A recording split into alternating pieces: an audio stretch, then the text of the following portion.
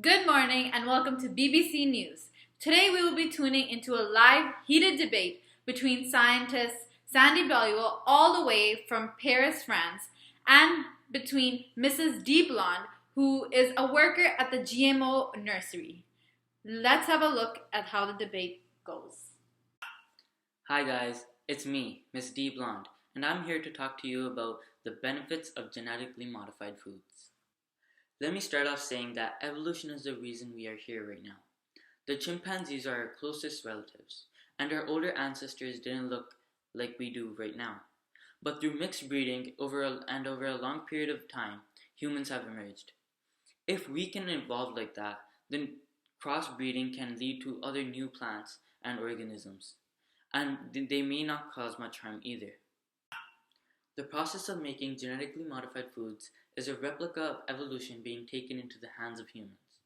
The plants are getting genes from a different organism and being put into them to make them stronger and have more chances of surviving, from harsh conditions to avoiding insects, fungi, and viruses. This benefits the producers and the consumers. These genetically modified foods can also have a higher nutritional value. The foods can have increased vitamins, proteins, and lower carbohydrates. The foods can also be engineered to have antitoxins that help get rid of toxins from your body and antioxidants that help prevent cancer. Another benefit of growing and eating genetically modified foods is pesticides are not needed as much as would be needed on a wild plant. This is beneficial because the health concerns decrease.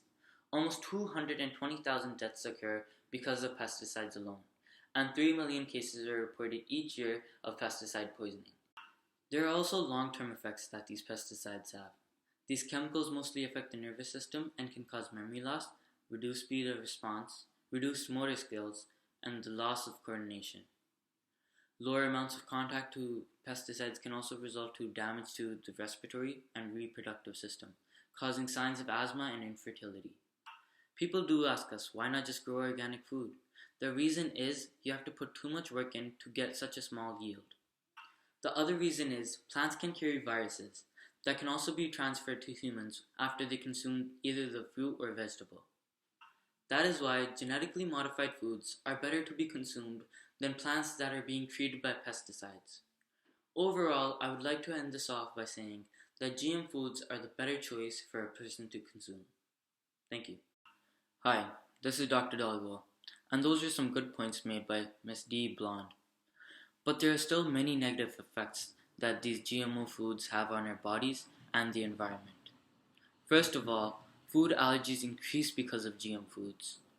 A food allergy is when a harmless protein reacts with the white blood cell. These white blood cells fall into the immune system that help fight off disease. Being allergic to food makes the white blood cells react for no reason. Now, if the same protein is placed in another plant to make it more desirable, the white blood cell will still react with the new plant, but with the same protein in it. Another system that is impacted is the digestive system. The GM foods lead to gluten-related disorders. Some of these disorders are impaired digestion, damage to the lining of the intestine, and imbalanced gut bacteria. These problems can lead to not being able to absorb the nutrients out of the food. Impaired gut bacteria is the biggest negative factor here though.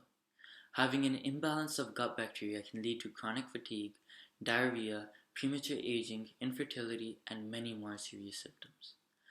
There are harsh chemicals that are added to GM foods as well, and the big one being glyphosate. Glyphosate is added to the GM foods to help them be resistant to pesticides.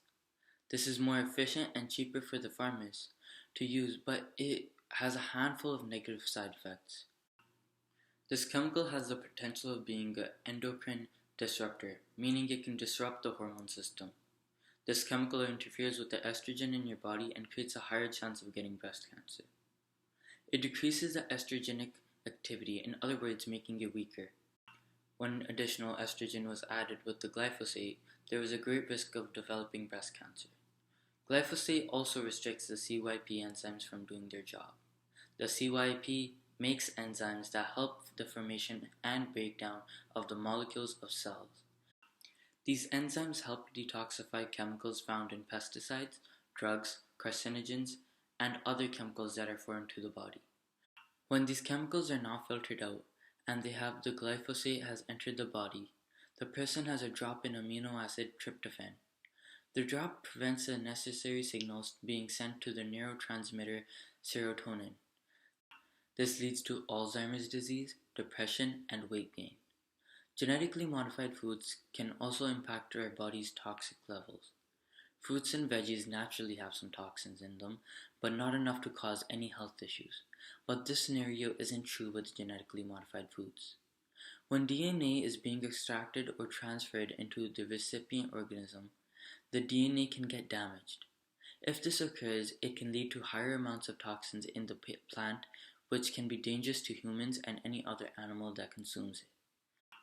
The result of this can be symptoms like constant fatigue, constipation, extreme weight gain, and skin reactions. Other than our bodies being affected, we are also changing the way of evolution. We are artificially selecting everything that we want in a plant, making them more advantageous. We are able to engineer our plants to make them more stronger and more immune to diseases. If the seed is to be dropped into the wild, what would happen? Well, the GM plants will start to grow and they will make a hybrid with the wild plant. Since the genetically modified plant is more healthier than the wild plant, the offspring will have more traits coming from the genetically modified plant. This could lead to the extinction of the wild plant.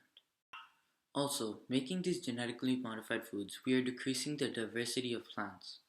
What could be the negative side of this? The negative side is, if there is one virus able to attack one plant, then multiple plants can catch the same virus. Through this, we could lose a lot of plants and a lot of money. Listening to these points, I hope you learned a lot why not to eat genetically modified foods. I hope you make the right decision next time you go to the grocery store. Have a nice day, and thank you for listening.